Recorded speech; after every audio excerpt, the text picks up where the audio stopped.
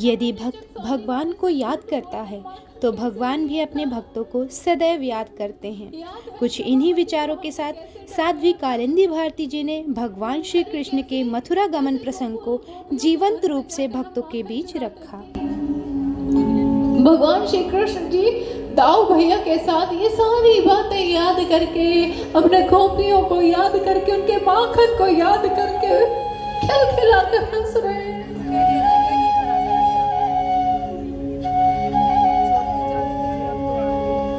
कृष्ण जी इस प्रकार से हंस रहे हैं, जो अक्रूर जी उनके रथ का सारथ्य कर रहे हैं, तो अक्रूर जी के हृदय के अंदर एक संशय के बीज ने जन्म ले लिया और वो ये सोच रहे ये बालक, ये कृष्ण की और वसुदेव की संतान है, ये ही कंस का काल है क्या? ये तो इतना उच्छृंखल है, किस प्रकार से नटखट है ये।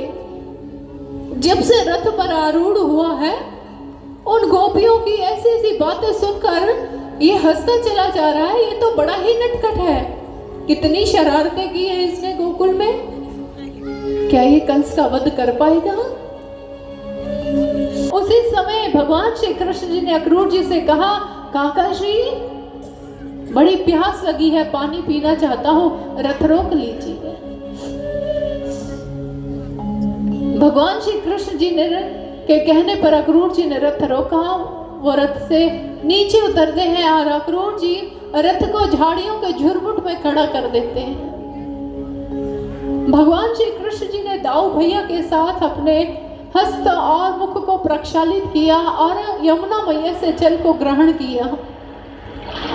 मैं डुबकी लगाकर स्नान कर आता हूँ।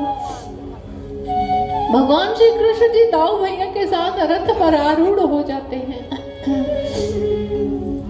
और इधर अक्रूर जी स्नान हेतु यमुना के पास जाते हैं। और कहा जाता है कि जैसे ही यमुना में अक्रूर जी ने डुबकी लगाई तो उन्होंने अंदर ही झुरमुट में, झाड़ियों के झुरमुट में एक रथ को खड़े देखा और भगवान श्री कृष्ण जी और दाऊ को उस पर बैठे हुए देखा। तो एकदम से बाहर आते उसी ओर देखते हैं जहां झाड़ियों के झुरमुट में रथ खड़ा था। तो भगवान श्री कृष्ण जी अक्रूर जी को देखकर मंद मंद मुस्कुराते हुए कहा, काका श्री क्या हुआ? अक्रूर जी ने नाम में सिर हिला दिया। उसके बाद अक्रूर जी पुनः उसमें डुबकी लगाते हैं और इस बार जैसे ही उन्होंने डुबकी लगाई तो उन्होंने क्या देखा? शेषनाग की शैया के ऊपर भगवान श्री कृष्ण जी चतुर्भुज रूप में विराजमान है। समस्त देवी देवता उनकी आरती उतार रहे हैं, उनके ऊपर पुष्पों की वर्षा कर रहे हैं। जैसे ही अक्रूर जी ने डुबकी लगाते हुए इस दृश्य को देखा, हाथ जुड़ गए, नेत्रों से अविरल अश्रुधारा प्रवाहित हो गई। धन्य है प्रभु, धन्य है, आपने मेरे हृदय के अंदर उठे हुए संशय का निवारण कर दिया। प्रभु आपको कोटि कोटि आभार है, धन्यवाद है प्रभु। मैं समझ गया आप ही इस संसार के अवतार हैं प्रभु, मैं समझ गया आप ही इस संसार के भगवान हैं।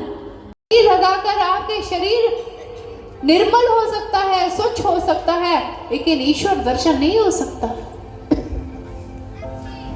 फिर अक्रूर जी ने किस नदी में डुबकी लगाई कि उन्हें ईश्वर का, परमात्मा का दर्शन हो गया? भगवत प्रेमियों, ये शास्त्र समाधि की अवस्था में बैठकर लिखे गए हैं और इसे कोई क्षत्रिय ब्रह्मनिष्ठ गुरु ही समझ सकता है और समझा सकता है। क्योंकि अक्रूर जी जब भी स्नान करते थे तो स्नान करने के उपरांत उनका ये नित्य नियम था कि वो कुछ देर के लिए ध्यान रूपी नदी में डुबकी लगाते थे। और उस समय भी जब उन्होंने ध्यान रूपी नदी में डुबकी लगाई तो उन्हें प्रभु का विराट रूप का दर्शन हुआ। वो प्रभु के भक्त थे, लेकिन उनके संशय का निवारण प्रभु ने उसी समय कर दिया। धीरे धीरे करके रथ आगे बढ़ रहा है। दाऊ भैया भगवान श्री कृष्ण जी रथ पर आरूढ़ हैं, गंभीर बने हुए हैं, लेकिन जाते जाते अपने समस्त गोकुलवासियों को याद कर रहे हैं। अगर भक्त अपने भगवान को याद करते हैं ना भगवत प्रेमियों, तो भगवान भी अपने भक्तों को सदैव याद करते हैं। वो अपने भक्तों को कभी भूलते नहीं।